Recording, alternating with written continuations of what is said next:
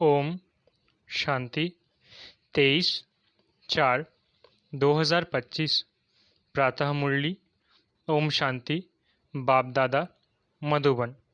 बाबा आज कह रहे हैं, मीठे बच्चे, अब नाटक पूरा होता है, वापिस घर जाना है।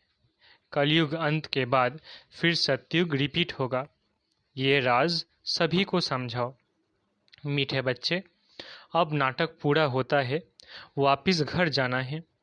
कलयुग अंत के बाद फिर सतयुग रिपीट होगा। ये राज सभी को समझाओ। प्रश्न: आत्मा पार्ट बजाते बजाते थक गई है। थकावट का मुख्य कारण क्या है? उत्तर: बहुत भक्ति की, अनेक मंदिर बनाए, पैसा खर्च किया, धक्के खाते खाते सत्व प्रधान आत्मा तमो प्रधान बन गई। तमो प्रधान होने के कारण ही दुखी हुई। जब किसी बात से कोई तंग होता है तब थकावट होती है। अभी बाप आए हैं सब थकावट मिटाने। ओम शांति। रूहानी बाप बैठ बच्चों को समझाते हैं। उनका नाम क्या है? शिव। यहाँ जो बैठे हैं तो बच्चों को अच्छी रीति याद रहना चाहिए।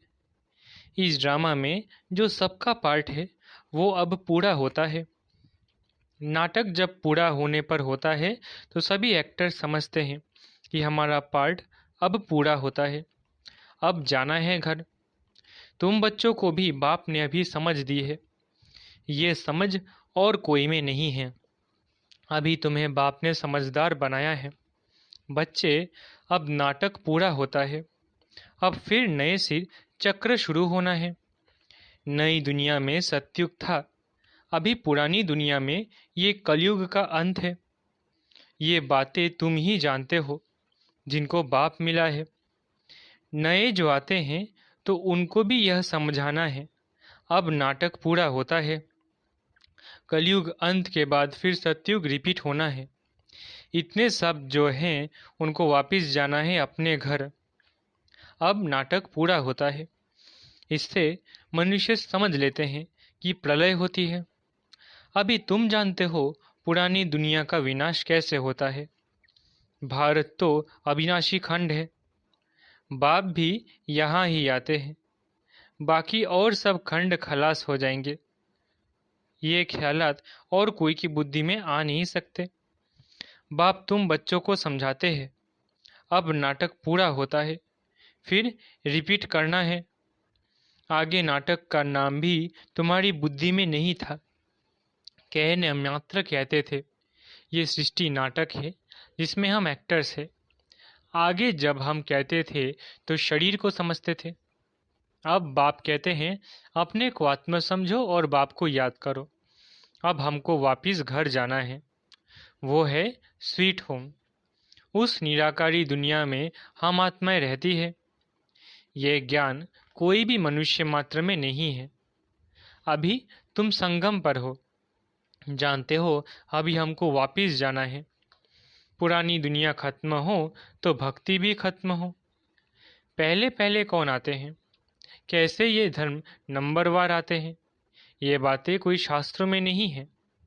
ये बाप नई बातें समझाते हैं, ये और कोई समझा ना सके। बाप भी एक ही बार आकर समझाते हैं। ज्ञान सागर बाप आते ही है एक बार, जबकि नई दुनिया की स्थापना, पुरानी दुनिया का विनाश करना है। बाप की याद के साथ ये चक्र भी बुद्धि में रहना चाहिए। अब नाटक पूरा होता है, हम जाते हैं घर। पार्ट बजाते बजाते हम थक गए हैं, पैसा भी खर्च किया, भक्ति करते करते हम सतो प्रधान से तमो प्रधान बन गए हैं। दुनिया ही पुरानी हो गई है। नाटक पुराना कहेंगे? नहीं, नाटक तो कभी पुराना होता नहीं। नाटक तो नित्य नया है, ये चलता ही रहता है। बाकी दुनिया पुरानी होती है। हम एक्टर्स तमो प्रधान दुखी हो जाते हैं, थक जाते हैं। सतयुग में थोड़ी ही थकेंगे।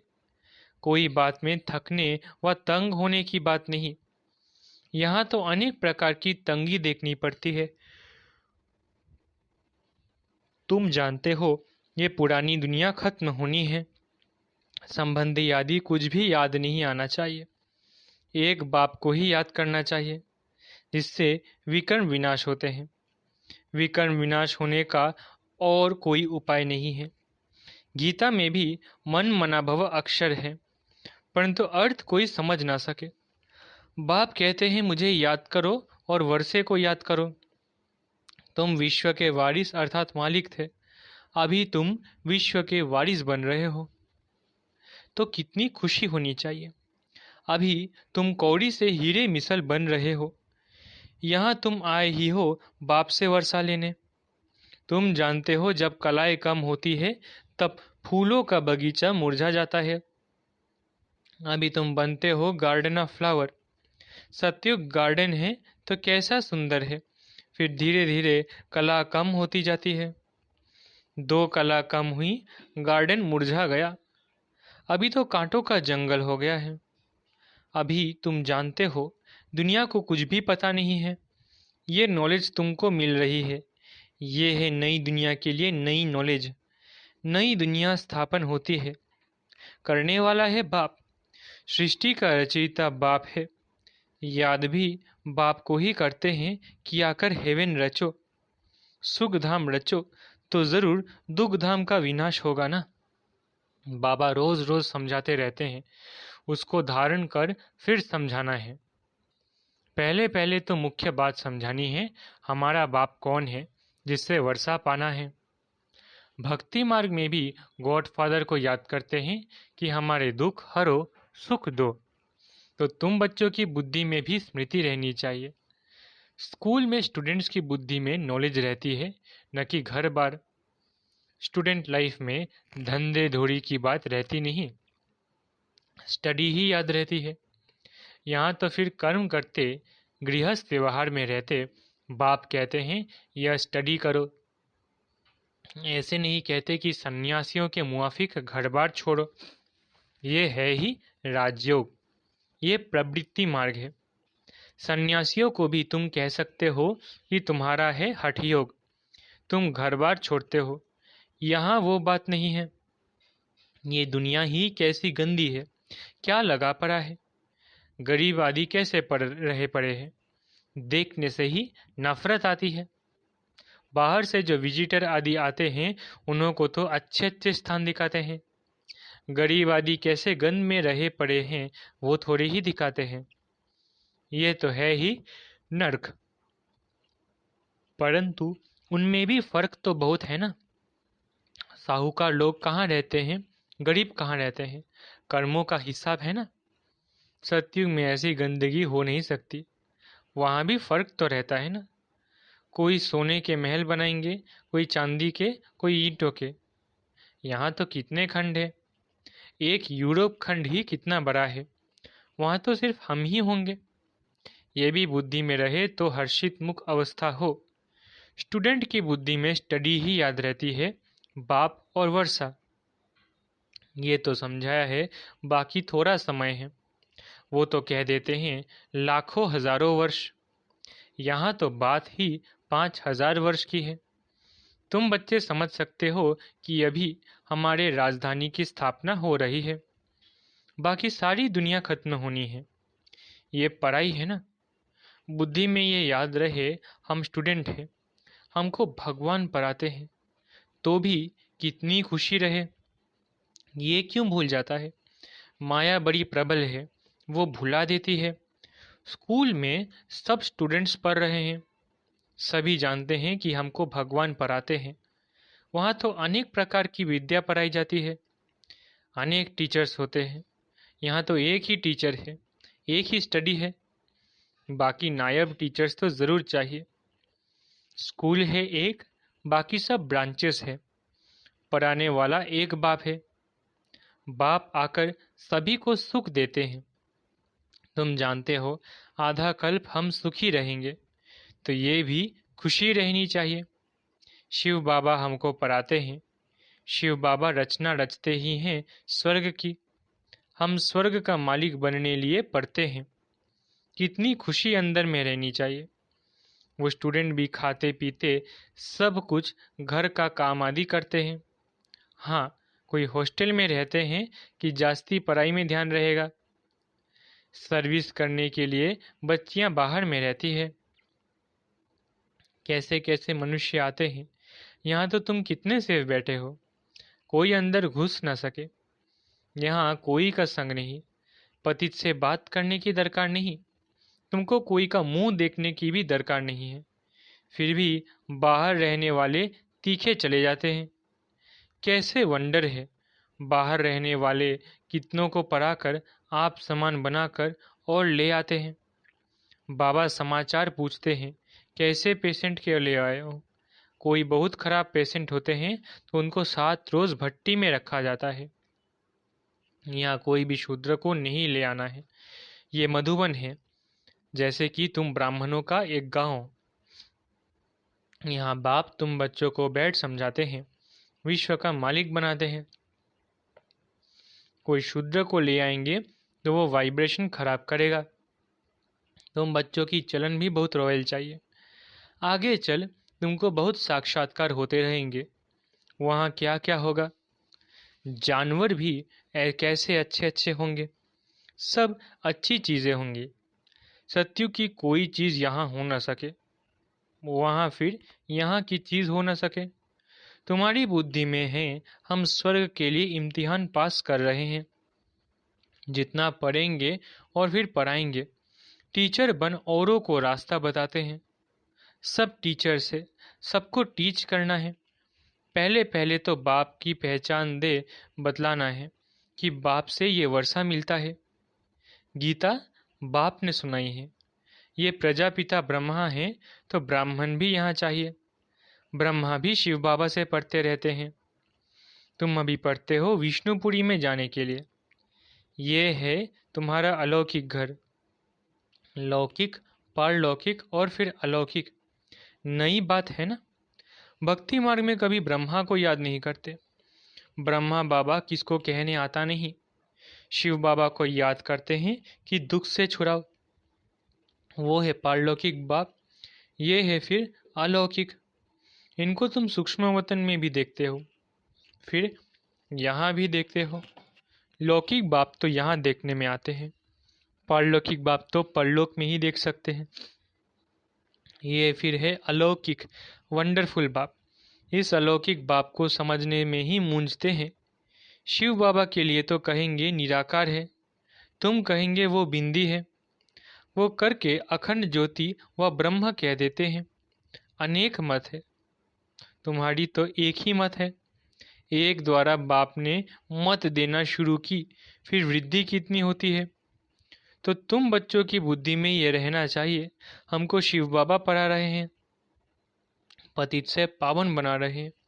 रावण राज्य में जरूर पतित तमो प्रधान बनना ही है। नाम ही है पतित दुनिया। सब दुखी भी है, तब तो बाप को याद करते हैं कि बाबा हमारे दुख दूर कर हमको सुख दो। सब बच्चों का एक बाप एक ही है, वो तो सबको सुख देंगे ना। नई दुनिया में तो सुख ही सुख है, बाकी सब शांति धाम में रहते हैं। ये बुद्धि में रहना चाहिए। अभी हम जाएंगे शांति धाम। जितना नज़दीक आते जाएंगे तो आज की दुनिया क्या है, कल की दुनिया क्या होंगी, सब देखते रहेंगे। स्वर्ग की बादशाही नज़दीक देखते रहेंगे। तो बच्चों को मुख्य बात समझाते हैं। बुद्धि में ये याद रहे कि हम स्कूल में बैठे हैं। शिव बाबा इस रथ पर सवार हो आए हैं हमको पढ़ाने। ये भागीरथ है। बाप आएंगी भी ज़रूर एक बार। भागीरथ का नाम क्या है ये भी किसको पता नहीं। यहाँ तुम बच्चे जब बाप के सम्मुख बैठते हो तो बुद्धि में याद रहे कि बाबा आया हुआ है, हमको सृष्टि चक्र का राज बता रहे हैं। अभी नाटक पूरा होता है, अब हमको जाना है। ये बुद्धि में रखना कितना सहज है, परंतु ये भी याद कर नहीं सकते। अभी चक्र पूरा होता है, अब हमको जाना है, फिर नई दुनिया में आकर पार्ट बजाना है। फिर हमारे बाद फलाने फलाने आएंगे। तुम जानते हो ये चक्र सारा कैसे फिरता है, दुनिया वृद्धि को कैसे पाती है। नई से पुरानी, फिर पुरानी से नई होती है। विनाश के लिए तैयारियां भी देख रहे हो। नेचुरल कैलेमिटीज़ भी होनी है। इतने बॉम्ब्स बनाकर रखे हैं तो काम में तो आने हैं ना। बॉम्ब से ही इतना काम होगा जो फिर मनुष्यों के लड़ाई की दरकार नहीं रहेगी। लश्कर को फिर छोड़ते जाएंगे, बॉम्ब फेंकते जाएंगे, फिर इतने सब मनुष्य नौकरी से छूट जाएंगे तो भूख मरेंगे। ये सब होने का है। फिर सिपाही आदि क्या करेंगे? अर्थक्वेक होती रहेगी, बॉम्ब्स गिरते रहेंगे, एक दो को मारते रहेंगे। खून नाहिक खेल तो होना है ना। तो यहाँ जब आकर बैठते हो तो इन बातों में रमन करना चाहिए। शांतिधाम सुखधाम को याद करते रहो। दिल से पूछो हमको क्या याद पड़ता है। अगर बाप की याद नहीं है तो ज़रूर बुद्धि कहाँ भटकती है। विकर्म भी विनाश नहीं होंगे, पद भी कम हो जाएगा। अच्छा, बाप की याद नहीं ठहरती तो चक्र का सिमरन करो तो भी खुशी चढ़े, परंतु श्रीमत पर नहीं चलते, सर्विस नहीं करते तो बाप के दिल पर भी नहीं चढ़ सकते। सर्विस नहीं करते तो बहुतों को तंग करते रहते हैं। कोई तो बहुतों को आप समान बनाए और बाप के पास ले आते हैं तो बाबा देखकर खुशी होते हैं। अच्छा, मीठे मीठे सिकिलधे बच्चों प्रति मात पिता बाप दादा का याद प्यारा गुड मॉर्निंग। रूहानी बाप की रूहानी बच्चों को नमस्ते। हम रूहानी बच्चों की रूहानी माता पिता बाप दादा को याद प्यार, गुड मॉर्निंग और नमस्ते। धारणा के लिए मुख्य सार। पहला, सदा हर्षित रहने के लिए बुद्धि में पढ़ाई और पढ़ाने वाले बाप की याद रहे। खाते पीते सब काम करते पढ़ाई पर पूरा ध्यान देना है। दूसरा, बाप दादा की दिल पर चढ़ने के लिए श्रीमत पर बहुतों को आप समान बनाने की सर्विस करनी है, किसी को भी तंग नहीं करना है। वरदान, अशरीरीपन के इंजेक्शन द्वारा मन को कंट्रोल करने वाले एकाग्रचित भव। अशरीरीपन के इंजेक्शन द्वारा मन को कंट्रोल करने वाले एकाग्रचित भव। जैसे आजकल अगर कोई कंट्रोल में नहीं आता है, बहुत तंग करता है, उछलता है या पागल हो जाता है, तो उनको ऐसा इंजेक्शन लगा देते हैं जो वो शांत हो जाए। ऐसे अगर संकल्प शक्ति आपके कंट्रोल में नहीं आती तो अशरीरीपन का इंजेक्शन लगा दो, फिर संकल्प शक्ति व्यर्थ नहीं उछलेगी, सहज एकाग्रचित हो जाएंगे। लेकिन यदि बुद्धि की लगाम बाप को देकर फिर ले लेते हो तो मन व्यर्थ की मेहनत में डाल देता है। अब व्यर्थ की मेहनत से छूट जाओ। स्लोगन, अपने पूर्वज स्वरूप को स्मृति में रख सर्व आत्माओं पर रहम करो। स्लोगन, अपने पूर्वज स्वरूप को स्मृति में रख सर्व आत्माओं पर रहम करो। अव्यक्त इशारे, कंबाइन रूप की स्मृति से सदा विजयी बनो। जैसे शरीर और आत्मा दोनों कंबाइंड होकर कर्म कर रही है, ऐसे कर्म और योग दोनों कंबाइंड हो। कर्म करते याद न भूले और याद में रहते कर्म न भूले, क्योंकि आपका टाइटल ही है कर्मयोगी। कर्म करते याद में रहने वाले सदा न्यारे और प्यारे होंगे, हल्के होंगे। नॉलेजफुल के साथ साथ पावरफुल स्टेज पर रहो। नॉलेजफुल और पावरफुल जब दोनों स्टेज कंबाइंड हो तब स्थापना का कार्य तीव्र गति से होगा। अच्छा, ओम शांति। शुक्रिया बाबा।